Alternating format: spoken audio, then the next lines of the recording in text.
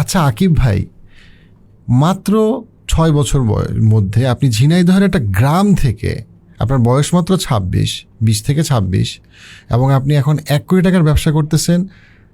1 কোটি মানুষ আপনার ইউটিউব ফেসবুক মিলায় প্রায় 10টার মতো অ্যাক্টিভ চ্যানেলে আপনাকে ফলো করে, এবং প্রতি মাসে আপনার 5 থেকে 15 লক্ষ অ্যাক্টিভ ফলোয়ার। এটা আপনি কেমনে করলেন? আলহামদুলিল্লাহ, এইটা আমি আসলে কিভাবে করছি আমি নিজেও জানি না, তবে এবং তার মধ্যে আপনার কন্টেন্টের মধ্যে কোনো নাচ নাই, কোনো গান নাই, অশ্লীলতা নাই, মানে সস্তা কৌতুক নাই। ইদার সেটা হচ্ছে আপনার সাইকেল রিলেটেড কন্টেন্ট, অথবা অবশ্যই আপনি খুবই ভালো সাইকেল চালান, এবং আপনি সাইকেল মানে বাংলাদেশে অনলাইনে যারা বিক্রি করে তার মধ্যে ডেফিনেটলি 1 নাম্বার। মানে কিন্তু আপনি জিনিসটা কিভাবে করলেন? অনেকে MBA করে, PhD করে, 10-20 বছর ব্যবসা করে, কন্টেন্ট তৈরি করে 100K 200K 1-2 লাখ মানুষকে দেখাইতে পারতেছেন, এবং আপনি সেখানে 1 কোটি মানুষকে কমফোর্টেবলি রিচ করছেন 18 কোটি মানুষের দেশে, এবং আরও গ্রো করতেছেন। কেমনে করলেন? তাও একটা চ্যানেল দিয়ে না, মাল্টিপল চ্যানেল দিয়ে। আমি আসলে কয়েকটা জিনিস আসলে খুব টেকনিক্যালভাবে হ্যান্ডেল করি।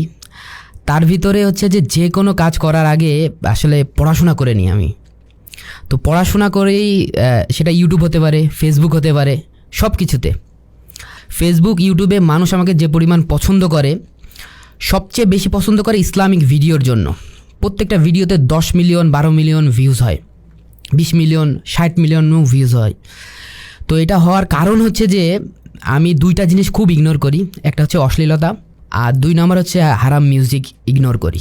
আর আমি টার্গেট করি যে আমি একটা ভিডিও বানাবো, আজ থেকে 5 বছর পরে যে আমার সন্তান দেখবে, তার সন্তান দেখবে, বাংলাদেশের প্রত্যেকটা ফ্যামিলি দেখবে, এবং পরিবার নিয়ে যাতে দেখা যায়, এই জিনিসটা আমি টার্গেট করি। যার কারণে মানুষ আমাকে এত পরিমাণ সাপোর্ট করে, হুটহাট করে আমার সাবস্ক্রাইবার এত দিন মানে বেড়ে গেছে। কিন্তু আমরা যদি একটু পিছন থেকে শুরু করি, যে আপনি ঝিনাইদহের যে গ্রাম বা যেই থানা বা ইউনিয়ন থেকে শুরু করছেন, উপজেলা থেকে শুরু করছেন, ওইখানে তো ইউটিউব ফেসবুক আজকে থেকে 6 বছর আগে 2017-তে বেশিরভাগ মানুষ ইউজও করতো না, দেখতেও না, অনেকের স্মার্টফোনও নাই, বা অনেকের বাসায় ল্যাপটপ থাকাটা কমন না। সেখানে আপনি এটা শুরু করলেন কিভাবে, কি দিয়ে শুরু করলেন? রাইট, অনেকেই তো বলে কেমনে শুরু করব, কেমনে করে, এবং তখন আপনার বয়স মাত্র 20 বছর, রাইট? তো এটা শুরুটা হইলো কিভাবে? এইটা শুরু করছি আমি আসলে আজ থেকে 2017 সালে। আমি তখন দেখতাম যে পোস্টার মারা থাকলো যে ঘরে বসে আয় করুন। হ্যাঁ, বিভিন্ন জায়গায় অলিতে গলিতে পোস্টার মারা রয়েছে, ঘরে বসে আয় করুন। তো আমি আমার বাবার দোকানে কাজ করতাম আর কি, রাবার স্টামের কাজ। তো ওখানে আমার 50 টাকা ইনকাম করতে হলে আমার 1 ঘন্টা সময় লাগতো, এবং কাস্টমারের সাথে আমার যে পরিমাণ কথা বলা লাগতো 50 টাকা ইনকাম করার জন্য। তা মানুষ ঘরে বসে লাখ লাখ টাকা ইনকাম করছে কিভাবে? তো আমার খুব কিউরিওসিটি জাগলো, এবং আমি কয়েকভাবে চেষ্টাও করলাম। তো আমি ব্যর্থ হয়ে গেলাম প্রথম পর্যায়ে। আমার দ্বারা কোনোভাবেই সম্ভব হলো না এটা। তো আমি একটু অন্যরকমভাবে চেষ্টা করা শুরু করলাম। তো প্রথমে আমি সাইকেল দিয়ে শুরু করলাম আর কি, সাইকেলিংটা। তো আমার সাথে যারা কাজ করতো আর কি, ওই সময় সাইকেলিং করতো, তো ওই সময় আমাকে একটা অফার করা হয় আর কি, যে আমার উস্তাদ যিনি, উনি মাসে 25 থেকে 30 লাখ টাকা ইনকাম করে 2016-17 সাল থেকে। তো 17 সাল থেকে 25 লাখ টাকা ইনকাম করে আমাকে যখন বলছে, তখন আমি ভাবছি যে আমি কি এই কাজে লাগবো, তাহলে তো 5 বছর পরে জেনে তো আমি 25-30 লাখ টাকা ইনকাম করতে পারবো। কিন্তু আমাকে না কোনোভাবেই ওই 25-30 লাখ টাকা টানতেছে না। মানে কি 25-30 লাখ টাকা সাইকেল বিক্রি করতেন? সাইকেল না, আচ্ছা, এটা হচ্ছে ইংলিশ কন্টেন্টের কাজ। আচ্ছা, ওকে। তো আমাকে টানতেছে না। তো আমি ভাবতেছি যে জিনিসটা আমাকে টানতেছে না, সেই জিনিসটা আমি কিভাবে করব। আর ওই সময় আসলে কেবল ফেসবুক, ইউটিউব মানে শুরু হচ্ছে। তো তখন একজন ইসলামিক স্কলার, ওনার নাম নোমান আলী, তো উনি একটা কথা বলছিল যে যুবকদের উদ্দেশ্যে, যে তোমার এখন ঘরে বসে গেম খেলার সময় না, পৃথিবী তোমার জন্য অপেক্ষা করছে, তুমি কি দেখাবা, তুমি কি করবা। তো ওই কথাটা আমার খুব লাগছে, যে আমি আমার জাতির জন্য কি করছি, আমি আমার দেশের জন্য কি করছি। আমি কি শুধু অভিযোগ করছি? অনেকে আছে না শুধু অভিযোগ করে, যে মানে আমাদের দেশের পলিটিক্স ভালো না, আমাদের এইটা ভালো না, ওইটা ভালো না, অভিযোগ করে। তো আমার জায়গা থেকে আমি কি করছি? আমি কি শুধু অভিযোগই করছি, না কিছু শিখছি? তো সেই জায়গা থেকে আমি চিন্তা করলাম যে তাহলে আমাকে কিছু একটা করতে হবে, কিন্তু কি করব? এবং আমাদের ওখানে গ্রামের পরিবেশ, ওখানে তো কিছু করার মতন কিছু নেই। আপনার আব্বা পেশায় কি করতেন? আমার বাবা প্রথম জীবনে উনি খুব স্ট্রাগল করছে। প্রথম জীবনে উনি রাত্রে নাইট গার্ডে ডিউটি করতেন এবং দিনও মানে উনি একটা ফ্যামিলি চাকরি করতেন আর কি, ক্লিনিকে চাকরি করতেন। তো প্রথম জীবন থেকে আমার বাবা খুব স্ট্রাগল করছে আর কি, এবং আমি বাবার এই জিনিসটা খুব অ্যাপ্রিসিয়েট করি এবং আমি খুব মনে প্রাণে এটা মেনে রাখি যে আমি যতই উপরে যাই না কেন, বাবা কিন্তু খুব কষ্ট করছে, এটা তোমাকে মাথায় রাখতে হবে। এই জিনিসটা আমি খুব মনে প্রাণে করে রাখি। তো আমার বাবার পরবর্তীতে একটা রাবার স্ট্যাম্পের দোকান এবং একটা মানে কম্পোজিশনের দোকান ছিল আর কি। তো সেখান থেকে মানে মোটামুটি কিবোর্ডটা আর কি চিনছিলাম আর কি, বাবার হাত ধরেই আর কি, কিবোর্ডটা এবং ডিজাইন কিভাবে করে।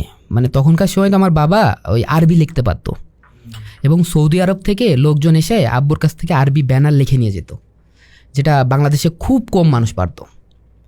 তখনকার সময় তো এত ডিজিটাল এত কিছু ছিল না। তো আমার আব্বুর ভিতরে ওই আর্ট জিনিসটা ছিল। তো আমি না চাইতেও আমি অনেকটা আর্ট শিখে ফেলছিলাম আর কি। তো পরবর্তীতে মানে ফন্ট ডিজাইন কীভাবে কী করতে হয় অনেক কিছু আমি শিখে ফেলছিলাম। তো আমি যে কারো কাছে হেল্প চাবো এইরকম আমি কাউকে পাচ্ছি না।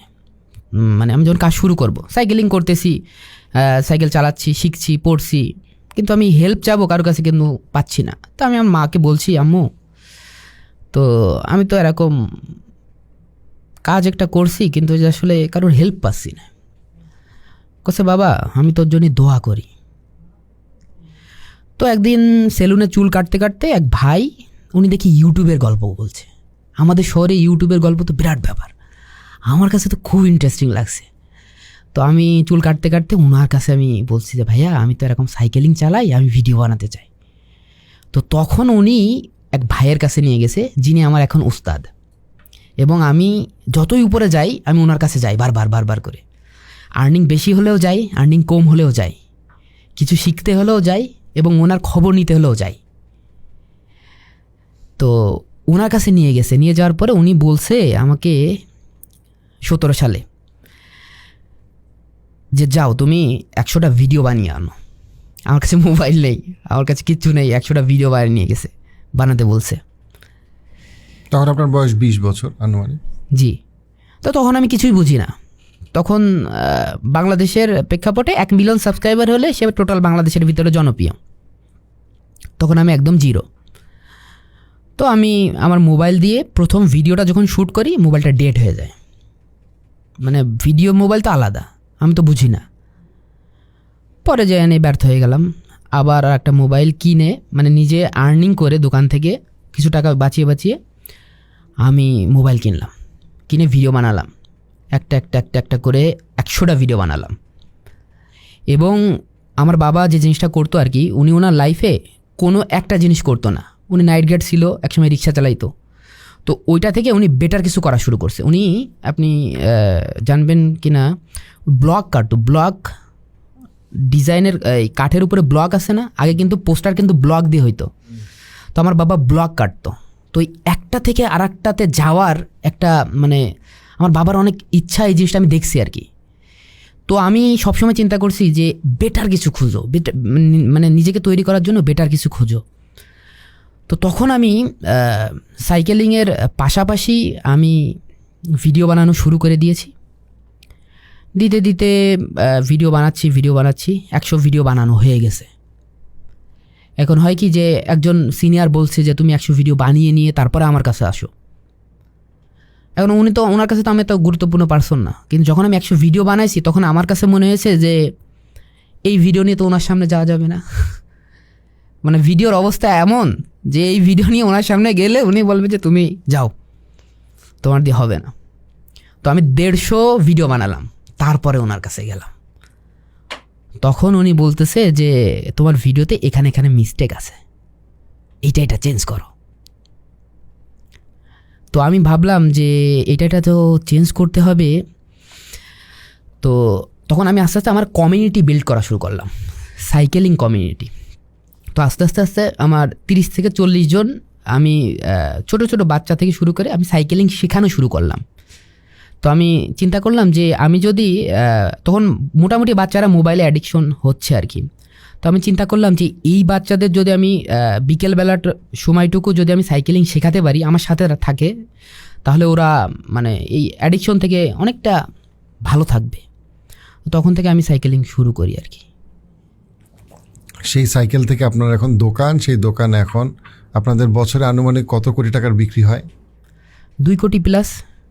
তো চিন্তা করা মানে একটা কোটি টাকার ব্যবসা আলহামদুলিল্লাহ দাঁড়ায় গেছে, যেটা সম্পূর্ণভাবে হালাল এবং যেটা ডেফিনেটলি ইউটিউব ভিডিওর সাথে ব্যবসার বিক্রির একটা গভীর সম্পর্ক আছে। আপনি শেষ ভাইয়া পড়াশোনা কোথায় করতেছিলেন? আমি শেষ পড়াশোনা করছি Jhenaidah technical school and college থেকে। এখন পর্যন্ত 5,000-এর বেশি মানুষ পিউরিফাই কোর্সটি করেছে এবং তাদের ভীষণ উপকার হয়েছে। আপনি যদি চান কোর্সটা করতে, এই নাম্বারে কল করুন অথবা উপরের লিঙ্কে ফর্মটি পূরণ করুন। রাইট। তো আপনার এই যে ধরেন এই যে ভিডিও করার যে প্রথম দিকে তো আসলে অনেক আস্তে আস্তে গ্রো করে চ্যানেলগুলো, রাইট?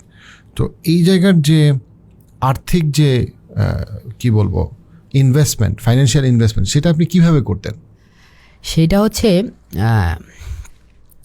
আমার দিনটার একটু সামারি যদি বলি, আমি সকালবেলা দোকানে চলে যেতাম, দোকানটা পরিষ্কার করতাম, পরিষ্কার করে দোকান খুলে আমি 12টার দিকে চলে যেতাম প্রাইভেট পড়তে। 1টা পর্যন্ত প্রাইভেট পড়তাম, আর ওই যে 12টা পর্যন্ত দোকানদারি করেছি, আর 1টা পর্যন্ত প্রাইভেট পড়ে আমার 2টার দিকে ক্লাস শুরু হতো, 6টা পর্যন্ত সেকেন্ড শিফটে ছিলাম। তো 6টা পর্যন্ত ক্লাস করে আমি চলে আসতাম আবার দোকানে, এসে 9টা পর্যন্ত দোকানদারি করতাম। এবং আমাদের দোকানে যে প্রবলেমটা হতো যে আমার বাবা মানে একটু মানে পুরাতন চিন্তাভাবনার মানুষ, আমার ভাই নতুন চিন্তাভাবনার মানুষ, তার মাঝখানে পড়েছি আমি। এখন এই দুইজনকে আমি বুঝাইতে গেলে খুব প্রবলেম হয়ে যেত, এবং নতুন যদি কোনো উদ্যোগ নিতে হয় সেখানেও বড় প্রবলেম হতো। বাবা এক কথা বলতো, ভাই আর এক কথা বলতো, যার কারণে বিজনেসটা আমি গ্রো করতে পারতাম না। তো তখন আমি চিন্তা ভাবনা করলাম যে এই বিজনেসটা আমাকে আস্তে আস্তে গ্রো করতে হবে, এবং আমি দোকানের ক্যাশ হ্যান্ডেল করতাম। আমি দোকান থেকে আস্তে আস্তে টাকা সাইড করা শুরু করলাম, করে আমাদের দোকানে কী করতো, বাকিতে মাল নিয়ে আসতো। তো প্রথমে আমি নিজে টাকা গুছিয়ে বাকিটা বন্ধ করে দিলাম, দিয়ে আমি তাদেরকে বললাম যে আমাদের বাকি বিজনেস করলে পুঁজি দাঁড়াবে না, আমাদের ঢাকা থেকে মাল নিয়ে আসতে হবে, লস হলেও ঢাকাতে নিয়ে আসতে হবে। তো প্রথম পর্যায়ে আমি এই জিনিসটা যখন করছি, আমার বাবা মা প্রথম পর্যায়ে আমি এই জিনিসটা যখন করছি, তখন আমার বাবা মা আর ভাই আমার উপর অনেক ট্রাস্ট করা শুরু করছে যে ও কিছু করবে। তো তখন আমি ওখান থেকে কিছু টাকা বাঁচিয়ে আমি হচ্ছে যে আমার কন্টেন্ট ক্রিয়েটর, তো ওখান থেকে আমি কিছু টাকা বাঁচিয়ে কন্টেন্টে ইনভেস্ট করতাম। রাইট। না আপনার তারপরে তো মূলত আমি যদি বলি যে আপনাদের হয়তো বা গত 3 বছরে মূল যেই ভিত্তিটা, সেই ভিত্তিটা দাঁড়াইছে, রাইট? তো এইখানে এই যে গ্রোথটা, মানে যে এতটা বড় হওয়া, কোনো রকম মিউজিক অথবা যেমন আমরা যদি এখন সোশ্যাল মিডিয়াতে দেখি অনেকেরই ভিউ অনেক বাড়তেছে, কিন্তু তার বেশিরভাগই, স্পেশালি আমি যদি বলি, সেটা হচ্ছে কি যেমন টিকটকে বা ইনস্টাগ্রামে, সেটা হচ্ছে কি নাচ গান অথবা অশ্লীলতার প্রমোশনটাতে সহজে দেখা যাচ্ছে যে সে গ্রো করতেছে, অথবা দেখা যাচ্ছে খুব সস্তা কমেডি, অথবা কখনো কখনো পিওরলি আপনার যেটাকে বলবো যে একটা মানে খুব সস্তা হাস্যকর কিছু বিষয় দিল, সেটা একটা মানুষ গড়ায় গড়ায় পড়ে যাচ্ছে, সেটা দেখা গেল 10 মিলিয়ন ভিউ বা ইয়ে। কিন্তু আপনার ক্ষেত্রে আপনি যে গ্রোথটা করছেন সেখানে কিন্তু এই বিষয়গুলো নাই। আপনি সাইকেল চালাচ্ছেন ডেফিনেটলি, কিন্তু অথবা আপনি কোনো ইসলামিক কন্টেন্ট বানাচ্ছেন। তো এই গ্রোথটা কিভাবে আপনি পাইলেন, এটা যদি দর্শকদের উদ্দেশ্যে একটু সহজ করে বলেন, মানে আপনার কিভাবে জিনিসটা কাজ করলো? আচ্ছা, আমি 5 ওয়াক্ত সালাত আদায় করতে করতে তখন আমার কাছে মানে কেমন জানি একটা অনুভব হওয়া শুরু করলো। তখন মোটামুটি আমি বাংলাদেশের ভিতরে জনপ্রিয়, আমি সাবস্ক্রাইবার আছে, টাকা আছে, গায়ে জোর আছে, এভরিথিং আছে। তো তখন আমার কাছে মনে হলো যে আমি না মানে সঠিক লাইনে নেই। তো এই জিনিসটা আমাকে কয়েকদিন ধরে খুবই ভাবালো যে আমি কী করতেছি। তখন আমি যে কাজটা করলাম, তখন আমি চিন্তাভাবনা করলাম এবং কিছু ইসলামিক ভিডিও দেখা শুরু করলাম যে আমাকে ইসলাম নিয়ে কিছু করতে হবে, ইসলামিক জ্ঞান অর্জন করতে হবে এবং আমার কমিউনিটির জন্য কিছু করতে হবে, আমার যারা ভাই বেরাদার আছে তাদের জন্য কিছু করতে হবে এবং অশ্লীল নাটকের বিরুদ্ধে আমাকে কিছু করতে হবে। মানুষ যখন অশ্লীল ভিডিও দেখতেছে তখন সে আস্তে আস্তে ওটা মানিয়ে নিচ্ছে, কিন্তু যখন সে ভালোটা পাবে তখন অশ্লীলটা ইগনোর করবে, কিন্তু ওই ভালোটা আমাকে দিতে হবে। এই জিনিসটা আমি মানে খুব অনুভব করছিলাম। তো তখন আমি চিন্তা করলাম যে ইসলামিক অঙ্গনে আমি কাজ করব এবং ওই দিকের হারাম মিউজিক, ওই দিকে অনেক কিছু আছে যেগুলো আমি গতানুগতিকভাবে শিখে ফেলেছি, গান শোনা অনেক কিছু শিখে ফেলছি। আমি চিন্তা ভাবনা করলাম না, আল্লাহর জন্য সব কিছু বাদ দিয়ে দেব, শুধু আল্লাহর জন্য এই পথে ফিরে আসব। তো তখন আমি চিন্তা করলাম যে সবাই তো এই অশ্লীল ভিডিও দেখতে চায় না। যে বিয়ে করেছে সে কি অশ্লীল ভিডিও দেখতে যাবে না। তখন আমার কাছে মনে হলো এই অশ্লীল ভিডিওর এগেনস্টে কিছু করা দরকার। তখন আমি আমার একটা বন্ধুর সাথে যোগাযোগ করলাম, করে তার কাছ থেকে ইসলামিক বেসিক নলেজ নেওয়া শুরু করলাম। বেসিক বলতে যে টয়লেটে যাওয়ার দোয়া, মানে বেসিক জিনিসগুলো শেখা শুরু করলাম। কারণ আমি যদি বেসিক জিনিসটা না জানি তাহলে আমি মানুষের মাঝে মানে ভালো জিনিসটা তুলে ধরতে পারবো না। তো ওখান থেকে জ্ঞান নেওয়া শুরু করলাম, তারপরে পড়াশোনা শুরু করলাম, তারপরে কন্টেন্ট ক্রিয়েশনের কাজ শুরু করলাম। আপনার কাছে মানে এই জিনিসটা খুব ইন্টারেস্টিং যে অনেকে যারা ধরেন আপনার মানুষ খুব আন্ডার এস্টিমেট করে যে কোনো একটা ইসলামিক যে জিনিস, হ্যাঁ, সেই জিনিসটার তো আপনার যে প্রেজেন্টেশনটা যে মানুষের কাছে রিচ আউট করবে, এটার ক্ষেত্রে ইউটিউব এবং ফেসবুক কত বড় একটা ভূমিকা পালন করতে পারে। তো আপনাদের একটা যেমন একটা ইসলামিক নাটক আছে যেটা হচ্ছে গিয়ে আপনার 6.5 কোটি ভিউ, রাইট? 6.5 কোটি ভিউ, 65 মিলিয়ন। হ্যাঁ। তো আমরা একটা কাজ করি, আমরা চলেন ভিডিওটা দেখে আসি। আমি তো বলেই দিছি বাপের দায়িত্ব আমি নিতে পারবো না। আমিও বাপের দায়িত্ব নিতে পারবো না। তোরা কেউ বাপের দায়িত্ব নিতে চাচ্ছিস না, তাহলে তোরাই বল আমি এখন কি করব? তুই কি করবি তুই জানিস, রাখলে রাখ, না রাখলে বাগানে ফেলে দে। আর আমার বউ তো বলেই দিয়েছে এ বাড়িতে হয় তোমার বাপ থাকবে, না হয় আমি থাকবো। তোরা বউয়ের কথা শুনে বাবাকে বাড়ি থেকে বের করে দিবি? হ্যাঁ অবশ্যই শুনবো। এত করে নিষেধ করার পরও বোনকে জমি লিখে দিয়েছে। বাবা তো সঠিক কাজই করেছে। কি সঠিক কাজ করেছে? আল্লাহ তাআলার বিধান অনুযায়ী ছোট বোন যেটুকু পাবে বাবা তো সেটুকুই লিখে দিয়েছে। হ্যাঁ হুকুম পালন করেছে। হ্যাঁ আমার ব্যবসা ভালো যাচ্ছে না, এজন্য আমিও বাবার দায়িত্ব নিতে পারছি না।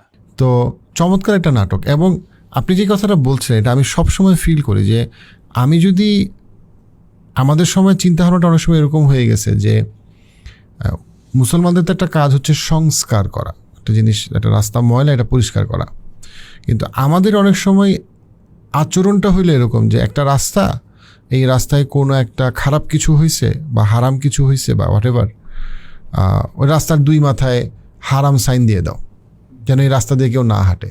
আচ্ছা, তো এখন এই যে রাস্তায় আপনি হাঁটবেন না, যেমন ফেসবুক একটা রাস্তা, ইউটিউব একটা রাস্তা, টিকটক একটা রাস্তা, ইনস্টাগ্রাম একটা রাস্তা, সব কিছু একটা, লিঙ্কডইন একটা রাস্তা, তো আপনি রাস্তায় হাঁটবেন না।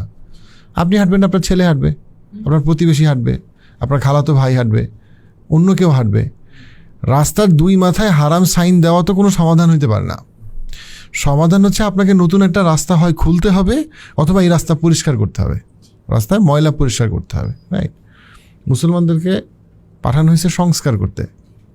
তো এই জিনিসটা, এই যে আপনি যে মানে সুন্দরভাবে একটা ধরেন একটা শর্ট ফিল্মের মতো করে তৈরি করছেন, এইটা মানে আমি মনে করি যে এই যে মানসিকতাটা অনেক সময় আমরা বুঝি না, বাট যেটা আপনি দেখাইছেন বা করছেন এটা খুবই অসাধারণ। ডেফিনেটলি আপনার ভিউয়ারদের মধ্যে বেশিরভাগই মানে সমাজের একটা পার্টিকুলার অংশ যারা এই নাটকটাকে অনেক বেশি এনজয় করছে। সবার জন্য সব নাটক না, রাইট?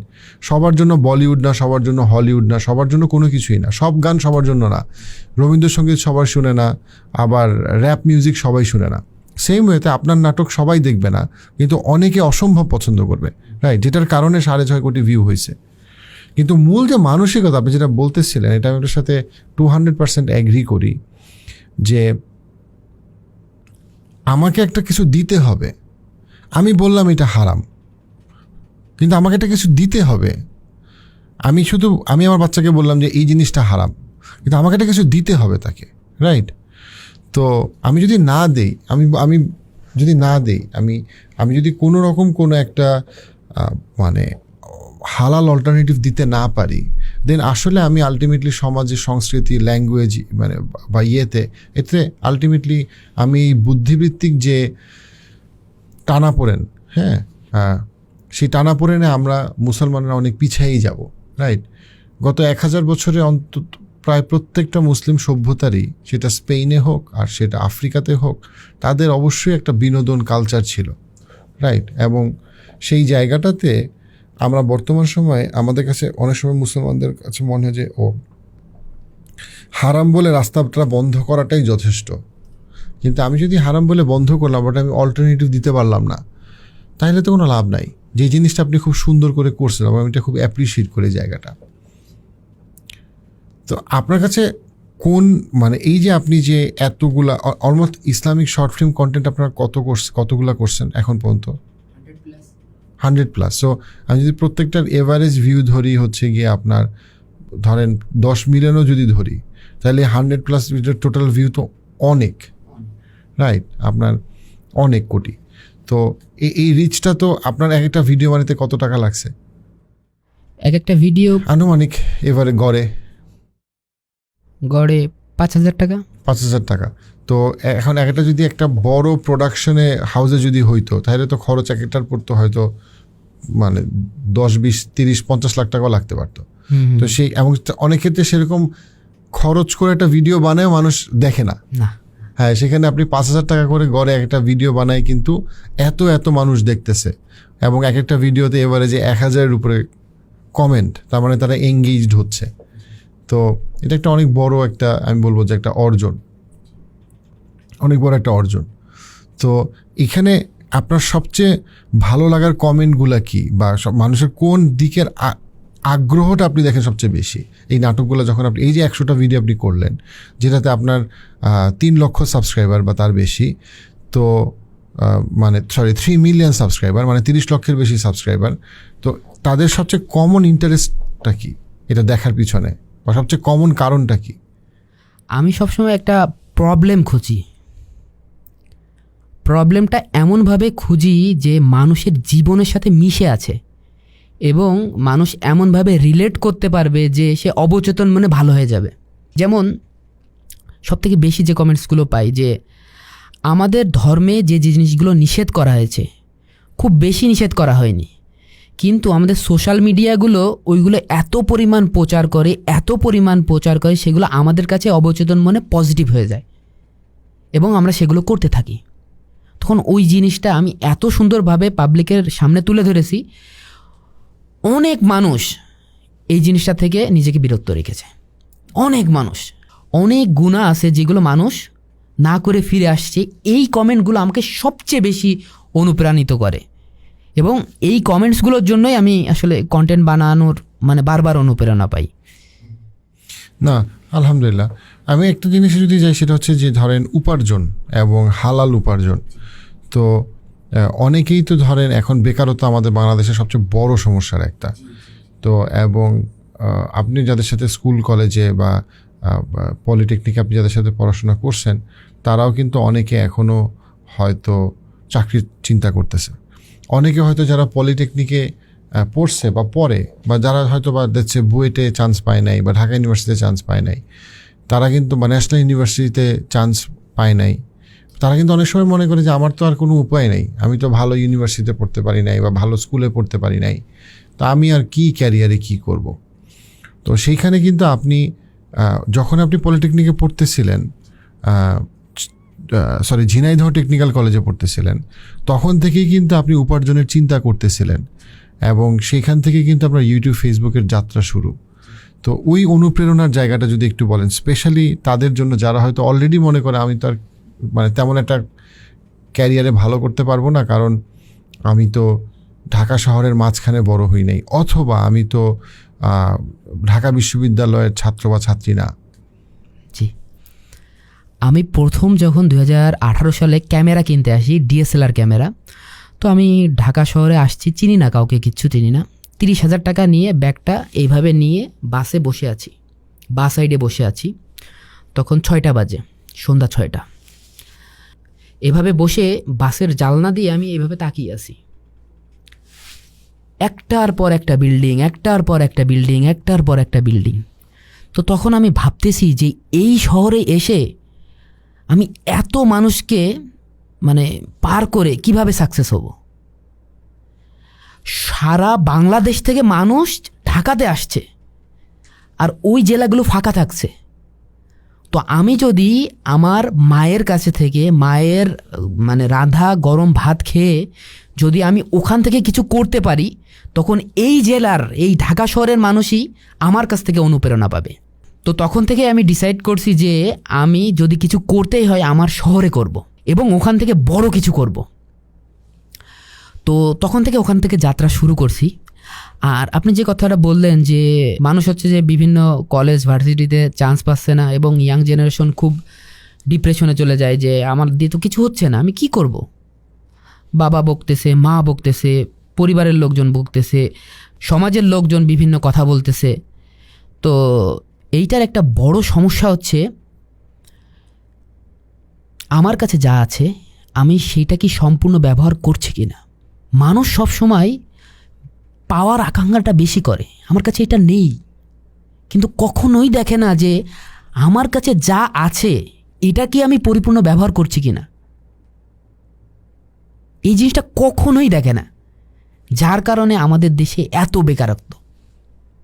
আমি একটা জিনিস সবসময় মাথায় রেখে কাজ করি, সেইটা হচ্ছে যে আমি মনে করি আমাদের ঝিনাইদহ জেলাতে যদি 30 লাখ লোক থাকে, আমি মনে করি যে আল্লাহ তাআলা আমাকে এখানে পাঠিয়েছে এই জন্যই যে এই 30 লাখ লোক আমাকে হেল্প করবে।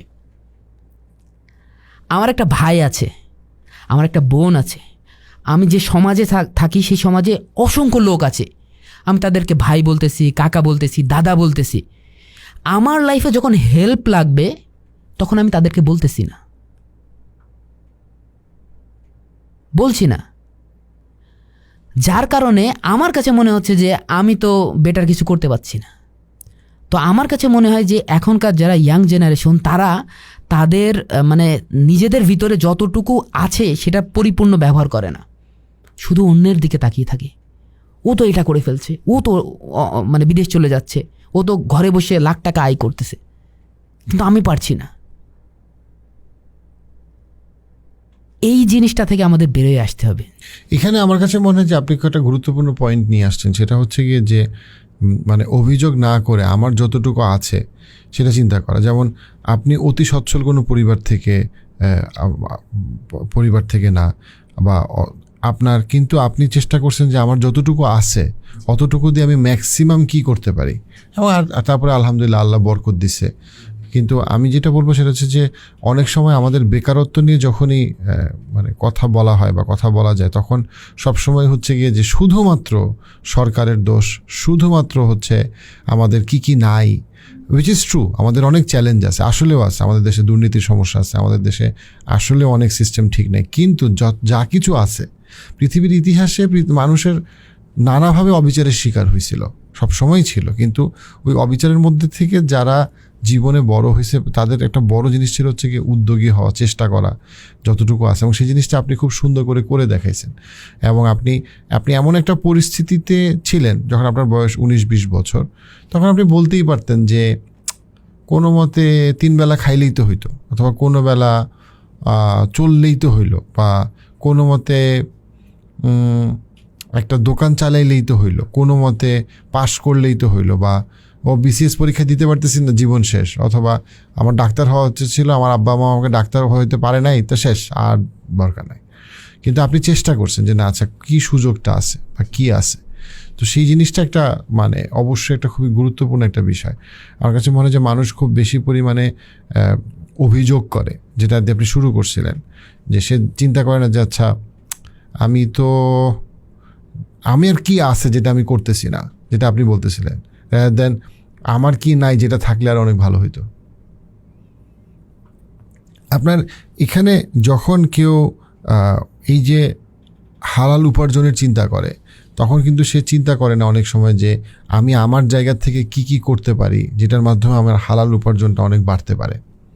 তো সেই জায়গাটায় আপনি যখন এই যে উপার্জনটাকে আপনি কিভাবে ধরেন স্পেন্ড করেন বা খরচ করেন, যেটা আপনার কাছে মনে হয় যে সমাজের জন্য ভালো বা আপনার এর জন্য ভালো। অলরেডি আমি জানি যে কিছু আপনি একটা অফিস নিয়েছেন, কিছু মানুষ চাকরি করতেছে, বাট আপনি সামনে কি দেখেন, যে কিভাবে আপনি চিন্তা করেন যে সেই উপার্জনটাকে কাজে লাগানো যায়? আচ্ছা, আমি যখন এইচএসসি পাস করি তখন আমি সবসময় চিন্তা করতাম না 3 বছর পরে যেয়ে নিয়ে এই ইন্ডাস্ট্রি কি হবে, 5 বছর পরে যেয়ে নিয়ে এটা কোথায় যেয়ে দাঁড়াবে।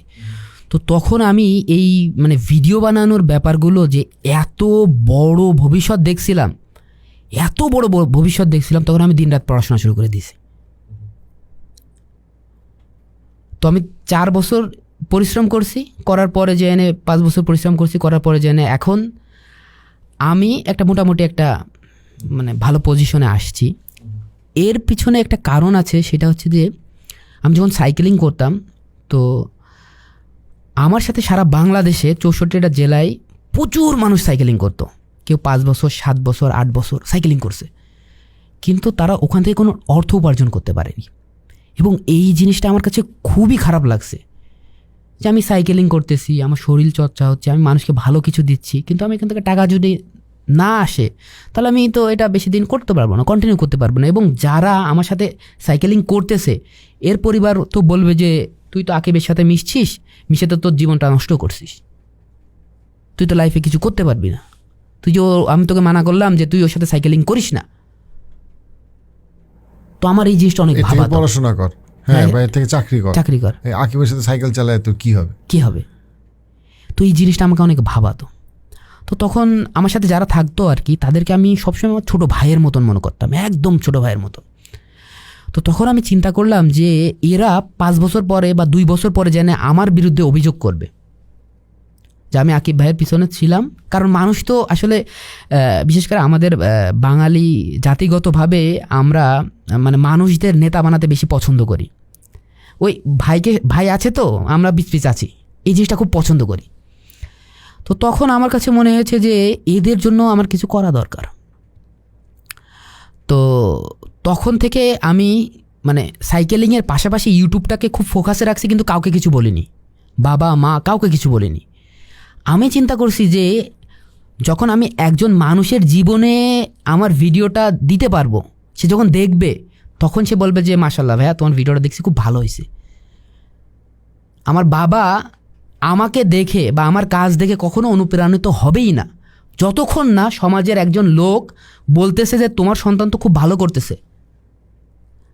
আমি যখন ডিসি স্যারের সাথে উঠা বসা করছি, মেয়রের সাথে উঠা বসা করছি, এবং আমাদের মন্ত্রী পলক ভাই আসছিল ঝিনাইদহতে, তখন আমি গেছিলাম রিসিভ করতে।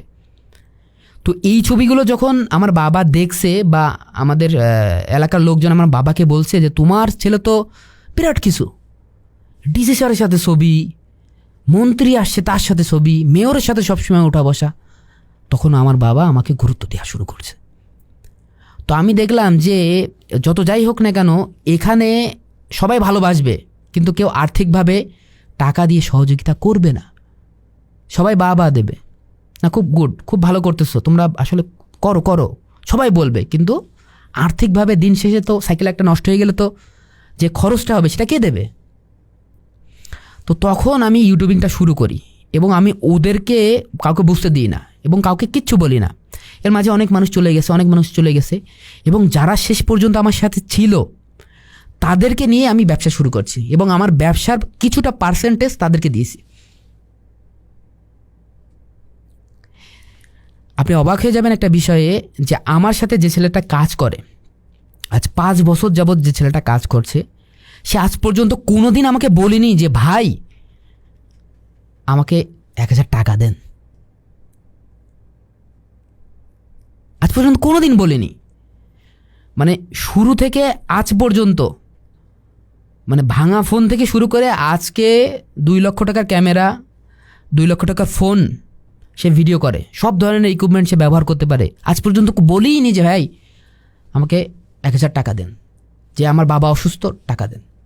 ও ছেলেটা, ওর নাম হচ্ছে রতন, ও হচ্ছে যে মসজিদে মজ্জেন আর কি, পাশাপাশি আমার সাথে এই কাজগুলো করে। এবং আমি ওকে বলছি যে তুমি কখনোই মসজিদটা ছাড়বা না, ওটা থাক, পাশাপাশি তুমি আমার এটা করো। কারণ একটা মানুষের তো মানে পুরো লাইফটা তো কাজ থাকে না। এবং ও ওখানে কাজ করে এবং ধর্মীয়ভাবে ও স্ট্রং হচ্ছে। এবং আমি চাচ্ছি যে আমার কমিউনিটিটা ইসলামিক হোক। তো ওই জায়গা থেকে আমি আমার সাথে যারা ছিল তাদেরকে সবাইকে আমি চাকরি দিয়ে দিয়েছি আমার কোম্পানিতে। আমার কোম্পানির নাম ক্রিয়েটিভ মিডিয়া। ওখানে কিছু লোকের চাকরি দিয়েছি এবং যারা সেলস এবং সাইকেলিংয়ে এক্সপার্ট তাদেরকে আমি সাইকেলের দিকে শিফট করে দিয়েছি। এবং যারা ফিল্মে এক্সপার্ট তাদেরকে ফিল্মে নিয়ে আসছি। যে অ্যাক্টিং পারে না তাকে অ্যাক্টিং শিখেছি, যে কথা বলতে পারে না তাকে কথা বলা শিখেছি, যে এডিটিং পারে না তাকে এডিটিং শেখাইছি। আমাদের এলাকায় কোনো অ্যাক্টর নেই, আমি তাদেরকে সবাইকে ডেকে ডেকে ডেকে ডেকে মোটিভেট করে অ্যাক্টর বানাইছি, যে আসেন আমরা কিছু করি সমাজের জন্য, আসেন। তো সেখান থেকে আলহামদুলিল্লাহ এখন 10-12 জন আমার সাথে কাজ করতেছে। অভিনেতা হয়ে গেছে মাশাআল্লাহ। হ্যাঁ হ্যাঁ, এটা খুবই মানে অনুপ্রেরণার আর কি। কারণ একদম নিজ হাতে বসে বসে স্ক্র্যাচ থেকে মাটি থেকে জিনিসগুলো তুলে আনাটা কোনো সহজ কাজ না, স্পেশালি 26 বছর বয়স, একেবারেই না। এবং এখানে দেখা যাচ্ছে অনেকে MBA করে ফেলছে, কিন্তু সে দেখা যাচ্ছে যে কোনোভাবেই সে তার একটা ক্যারিয়ার, তার একটা অপরচুনিটির জন্য সে চেষ্টাও করতেছে না। 1-2 বছর চেষ্টা করে সে এখন আর কোথাও ইন্টারভিউ দেয় না, ব্যবসা তো আরও অনেক পরের। তো সেই জায়গায় আপনি একেবারে আপনার প্রত্যেকটা যতটুকু যা রিসোর্স আছে, প্রত্যেকটা রিসোর্সকে আপনি যেভাবে পারেন আপনি ইউজ করার চেষ্টা করছেন এবং করে যাচ্ছেন। এবং সেটাতে ধরেন এখন শুধু ঝিনাইদহের মানুষ আপনাকে দেখে না, সারা বাংলাদেশের মানুষ এবং দেশের বাইরের মানুষ আপনাকে দেখে, রাইট? কলকাতার অনেকে আপনাদেরকে দেখে। আপনার অডিয়েন্সের কত পার্সেন্ট কলকাতার আনুমানিক, বা ইন্ডিয়ার? 20% কলকাতার। 20%, অনেক বড় একটা সংখ্যা। এবং দেশের বাইরে আছে, সৌদি আরব আছে, প্রবাসীরা অনেকে দেখে। ইউরোপ কান্ট্রিতে আছে অনেক প্রবাসীরা অনেকে দেখে, রাইট? খুব পছন্দ করে তারা। প্রবাসী যারা আছে তারা মানে বাবা মায়ের সাথে যে কন্টেন্টগুলো আমি বানাই, বাবা মায়ের সাথে যে সম্পর্ক, যে শ্রদ্ধা, সেই জিনিসগুলো খুবই পছন্দ করে। যেমন দুনিয়াতে যদি কোনো সন্তান তার বাবার সাথে খারাপ আচরণ করে, আল্লাহ তাআলা দুনিয়াতেই তাকে কোনো না কোনোভাবে সেটা শাস্তি দিয়ে দেয়। তো এটা আমি এইভাবে বলিনি, আমি কন্টেন্টের মাধ্যমে তাকে এত সুন্দরভাবে মেসেজটা দিয়েছি, তার চোখ দিয়ে পানি বেরিয়ে গেছে। সে কমেন্ট করছে, ভাই আমার চোখ দিয়ে পানি বেরিয়ে গেছে আপনার কন্টেন্টটা দেখে। তখন আমার বুকটা কেঁপে উঠছে। আর আমি কখনোই ভিডিওর ভিউজ দেখি না, কে ট্রেন্ডিংয়ে আছে, কে সব থেকে ভালো করতেছে, এগুলো আমি কখনোই দেখি না। আমি মনে করি যে আমি আমার জাতির জন্য কি করতেছি, সব থেকে ইম্পর্টেন্ট, সব থেকে প্রবলেম কি বিষয় নিয়ে, আমি সেটা নিয়ে কাজ করি। বাংলাদেশের মানুষ 2টা জিনিস খুব ইগনোর করে, এক হচ্ছে ধর্মীয় ব্যাপার আর 2 হচ্ছে রাজনৈতিক ব্যাপার। তো আমি দেখলাম যে ধর্মীয় বিষয়ে পড়াশোনা করে যদি আমি কিছু একটা করি, প্রবলেম কম হবে কিন্তু সাকসেস অনেক বেশি আছে, স্কোপ আছে। আর রাজনীতির ব্যাপারটা তো সম্পূর্ণ মাঠে ময়দানে, ওটাতে আমি আর যাইনি। তো আমি এই জন্য ধর্মীয় ব্যাপারটাতে কন্টেন্ট বানানো শুরু করছি। না, আলহামদুলিল্লাহ, আপনি ভালো করছেন এবং আপনি আপনার কাজটা আগায় যান এবং কাজটাতে আরও বেশি সফলতা আসুক এই কামনা করি। এবং অবশ্যই আপনি অনেক ভালো করতেছেন এবং এখানে মনে করেন আরও অনেক ভালো কিছু করার আরও সামনে সুযোগ আছে। আপনার বয়স এবং এনার্জি, উদ্যম সবই আছে। তো ইনশাল্লাহ ভালো থাকবেন এবং আমি নিশ্চিত যে এটা আরও অনেককে অনেক ভালো কাজে অনুপ্রাণিত করবে ইনশাল্লাহ। থ্যাংক ইউ আপনার সময় দেওয়ার জন্য। হোপফুলি ইনশাল্লাহ পরে আবার আরও কোনো ইন্টারেস্টিং টপিকে গল্প হবে ইনশাল্লাহ। জি ইনশাল্লাহ। আসসালামু আলাইকুম ওয়া রাহমাতুল্লাহ।